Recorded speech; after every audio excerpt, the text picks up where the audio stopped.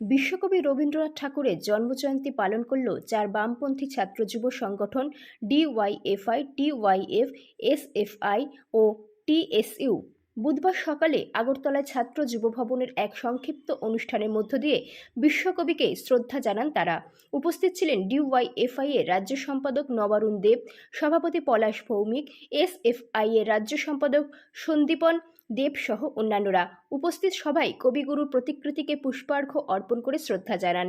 DYFI এর রাজ্য সভাপতি বলেন, রবীন্দ্রনাথের একটি সৃষ্টি হচ্ছে বর্তমান সময়ে বাঁচার রসদ। রবীন্দ্রনাথ ঠাকুর তার লেখার মধ্য দিয়ে সমাজের বিভিন্ন অংশের মানুষের কথা তুলে ধরেছেন।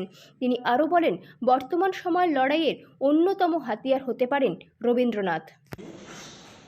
রবীন্দ্রনাথ ঠাকুরের আজ 164তম জন্মদিবস। সারা দেশ জুড়ে নানান কর্মসূচির মধ্য দিয়ে রবীন্দ্রনাথ ঠাকুরের এই জন্মদিবস পালিত হচ্ছে। আমরাও আজকে 4টি বামপন্থী ছাত্র যুব সংগঠন এসএফআই, ডিওয়াইএফআই, টিওয়াইএফ এবং টিএসইউ এই সংগঠনগুলো যৌথভাবে রবীন্দ্রনাথ ঠাকুরের স্মৃতির প্রতি শ্রদ্ধা জানিয়ে এখানে সংক্ষিপ্ত শ্রদ্ধাঞ্জলি জ্ঞাপন কর্মসূচি আমরা সম্পন্ন করেছি।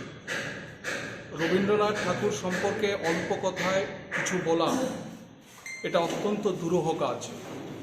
আমরা সবাই জানি যে রবীন্দ্রনাথ শুধুমাত্র একজন ব্যক্তি নয়, রবীন্দ্রনাথ ঠাকুর হচ্ছে গোটা জাতির বেঁচে থাকার আধারের অন্যতম একটা মাধ্যম। রবীন্দ্রনাথ তার লেখা, কবিতা, গান, নাটক, প্রবন্ধ ইত্যাদির মধ্য দিয়ে সমাজের নানান দিক মানুষের সামনে তুলে ধরেছেন। আমরা রবীন্দ্রনাথকে দেখেছি সাম্রাজ্যবাদ বিরোধী মানুষ হিসাবে, রবীন্দ্রনাথকে আমরা দেখেছি একজন স্বদেশী আন্দোলনের সৈনিক হিসাবে, রবীন্দ্রনাথকে আমরা দেখেছি প্রকৃতিপ্রেমী হিসাবে এবং রবীন্দ্রনাথকে আমরা দেখেছি একজন রোমান্টিক কবি হিসাবে। ফলে আজকে আমরা মনে করি ছাত্র যুব সংগঠনগুলো সমগ্র দেশ জুড়ে যে গভীর কালো অন্ধকার আমাদেরকে গ্রাস করতে চাইছে, এই সময়ে আমাদের সামনে লড়াইয়ের অন্যতম হাতিয়ার হতে পারে রবীন্দ্রনাথ।